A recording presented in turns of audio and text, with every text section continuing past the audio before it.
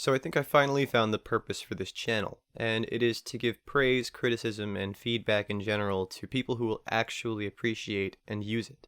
And at this point, Richard Meyer has more than proven that he's definitely one creator who is listening to and learning from criticism. That's probably why his most recent book, Jawbreakers, GØD-K1NG, is, in my opinion, his best work yet.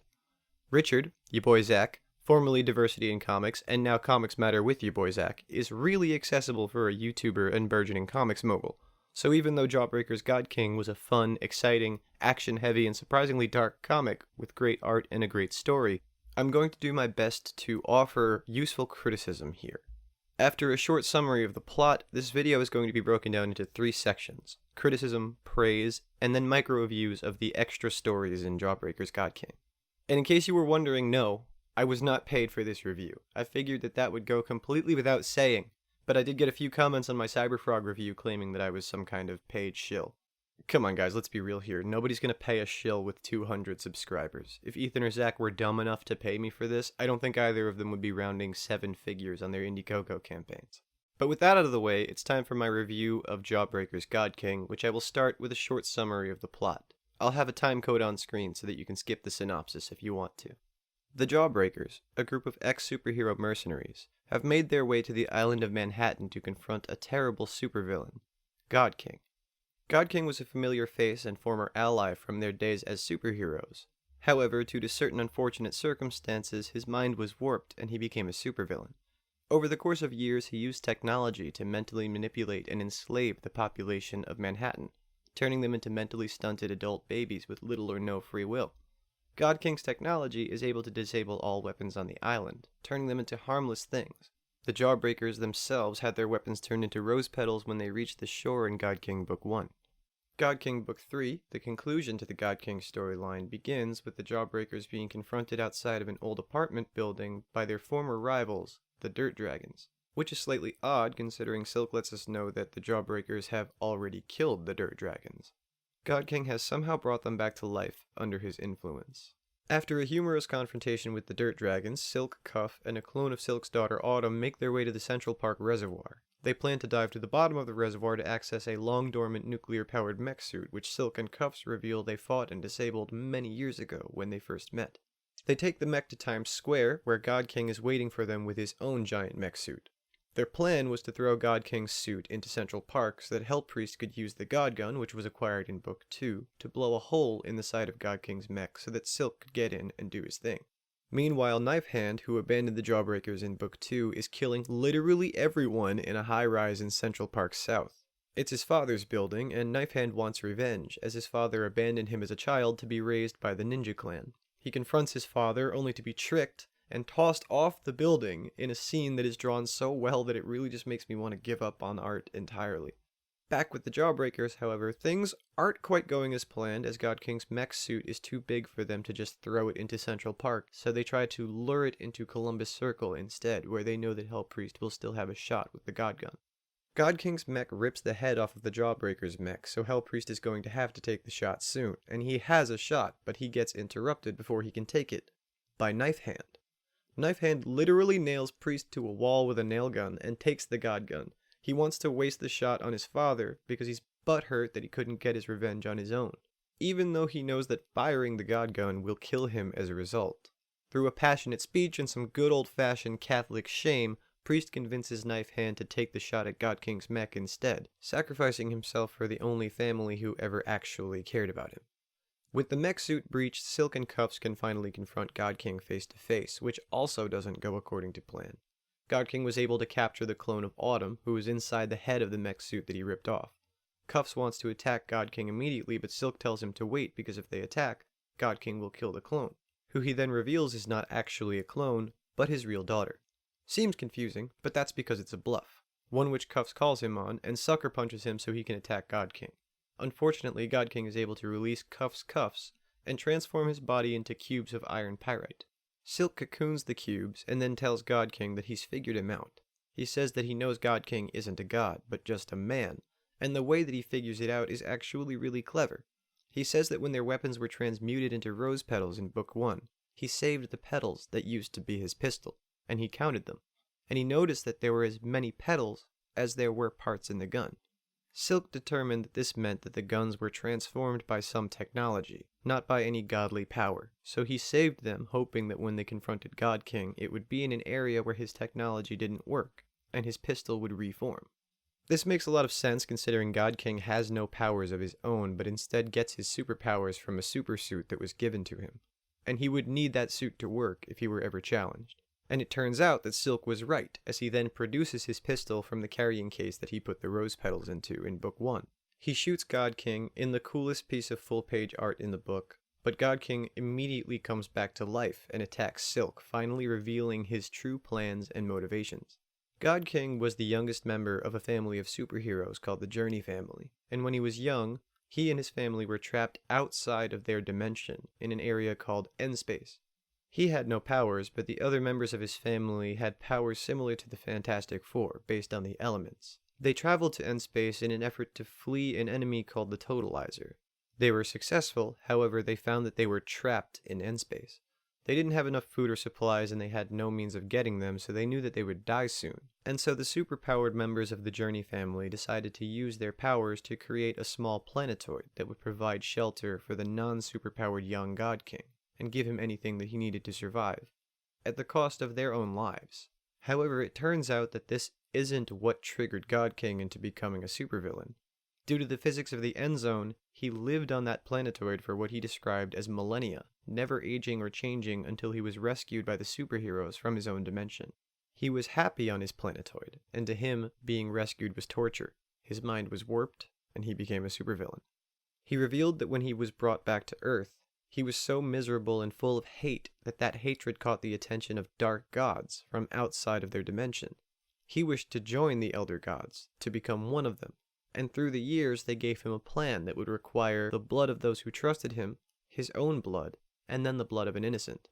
If he performed their ritual, the Elder Gods would be able to bring him to their world and make him a god. He spilled the blood of those who trusted him when he slaughtered the superheroes who rescued him, and his own blood when Silk killed him. And now that he's been resurrected, he needs the blood of an innocent, which he gets by putting his hand through Autumn's chest. The ritual completed, a portal opens to the Elder God's dimension. Silk cradles Autumn, who is obviously dying, as God King walks through the portal. This is a part of his earlier bluff, which he still attempts to cash in on, and it works. Seconds after God King enters the portal to be coronated by the Elder Gods, Silk leaps through the portal after him and instead offers himself to them. Silk tells the Elder Gods, "This blonde-haired Peter Frampton-looking poser doesn't have the edge to cut grilled cheese. You want edges? You want hate? I'm your dude. Me, Silkworm." He uses this as a distraction and asks Priest if there's any way that he can take another shot with the God Gun, to assumedly kill God King and close the portal to the Elder Dimension. Priest says aye, and takes the shot as Silkworm yeets himself out of the portal just in time for it to close behind him.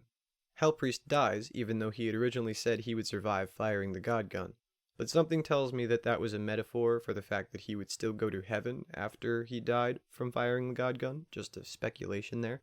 Silk, just outside of the newly closed portal, comforts his daughter's clone as she dies in a moment that I actually thought was really touching in a weird way, and Cuffs then breaks out from inside the cocoon that Silk made earlier.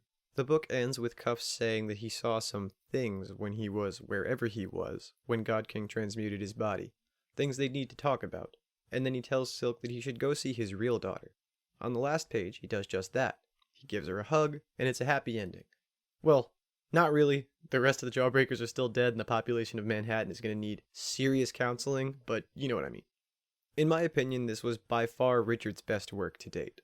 With a laser-like focus that can only be attained through designer drugs or intense OCD, your boy honed in on the criticisms given to him by his readers, and actually did a tremendous job at fixing them. I'll get into that in the praises section, but because I want to help Zach get even better, I'm going to start with my criticisms. The first page of Jawbreakers God King needs some captions. The Dirt Dragons were introduced really well, and context definitely established the history between them and the Jawbreakers, but I would have loved to see little bubbles that explained a little bit about their identities, and also a caption that said where the Jawbreakers were. The best I could tell, the Jawbreakers were somewhere near the Journey building because that's where Autumn picked them up in a plane before it was shot down by the Totalizer in Book 2. This is really the only place in the entire book where I feel that the captions and context could have improved. Every other transition came off as very solid to me.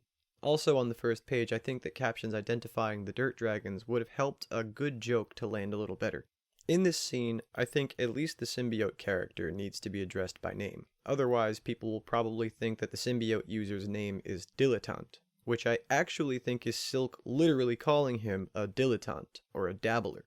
The dabbler bit is actually really funny. It entails that the symbiote user is just some kind of filthy casual, like he's just dabbling in darkness, because his symbiote can't cope with the apparent heaviness of Silkworm's soul. When Silk calls him dilettante, he's saying, bro, you are superficially edgy, like a Hot Topic bracelet. I'm sharper than the razors that you use to lightly scratch your ex-girlfriend's name into your thigh as you drink box wine alone while listening to Story of the Year.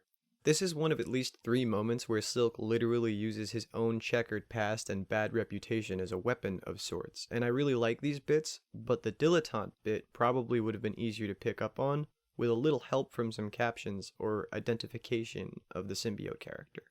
I loved the scene where Silk offers himself to the Eldritch Gods. I thought it was a very clever idea for a distraction while Priest fired off the last shot from the God Gun, or maybe it was a little deeper than a distraction, I don't know. It was humorous, but it was also badass and not something that the reader would have expected, in a satisfying way, not a Rian Johnson kind of way. But I think the actual line where he says, "I'm right here, choose me," would have been better for a bigger panel. It was a really climactic line, and I think the fact that it was a relatively small panel at the end of the page took away from the moment, if slightly. Maybe that could have been a full-page panel with sub-panels surrounding it, containing all the other shots and dialogue in the scene. Another bit of criticism that I have is that personally I feel that 2 pages of God King explaining his plan and backstory were just enough, but I do think that the panel where the dark gods are revealed needed extra room on the page to breathe, possibly even another panel to show them off. I think that a close-up of young God King's face smiling with the reflection of the dark gods in his eyes would have been perfect for this. There's already a close shot of half of adult God King's face in the upper left corner at the start of the page, so I think that the close-up could have been of the opposite half of young God King's face, in the opposite position on the page. You'd have to resize the last panel, but I think that it would really add a lot of impact to the page and scene. I also would have loved to see the Elder Gods wreaking a little havoc, but then again, I am quite partial to horrible monsters running amok, so that might just be me.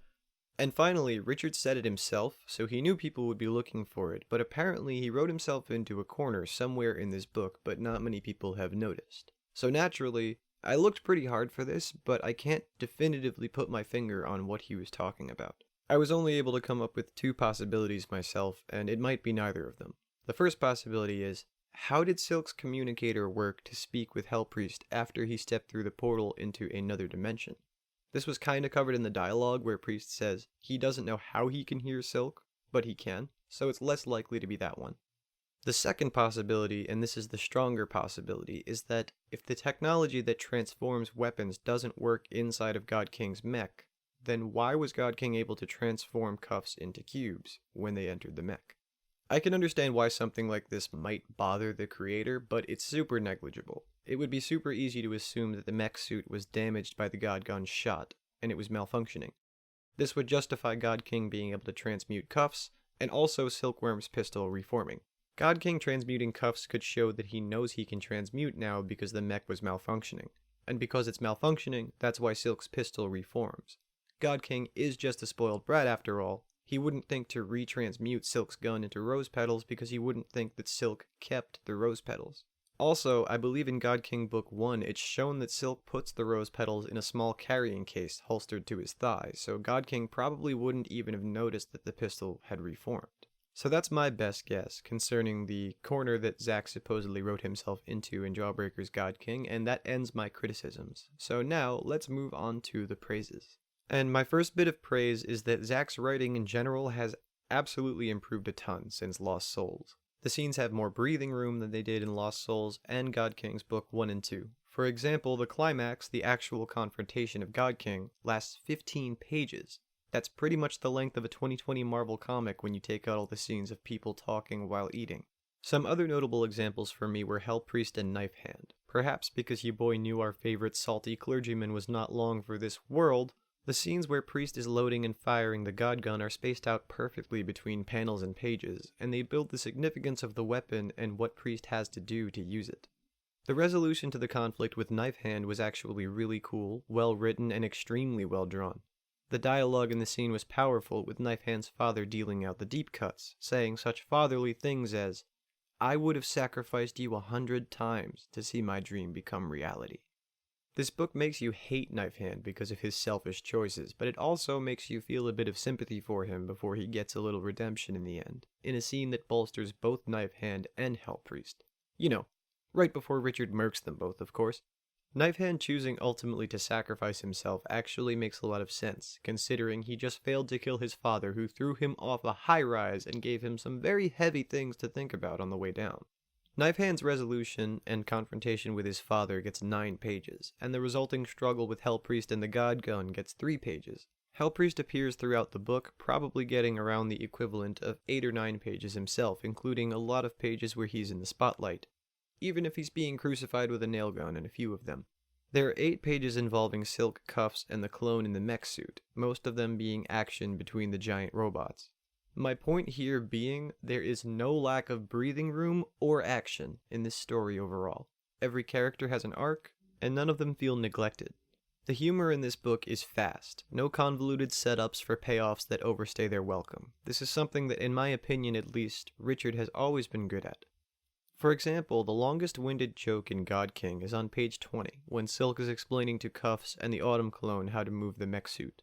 It's set up in the second panel on the page, and the payoff is in the final panel on that same page. There's another joke that plays off the mech later on, but that joke actually gets its setup and payoff in the exact same panel. God King is a very fun, but also pretty dark story that has a lot more tragedy than you might expect, so the humor is less frequent than it was in Lost Souls, but it's definitely still there and it doesn't take away from the weight of the story.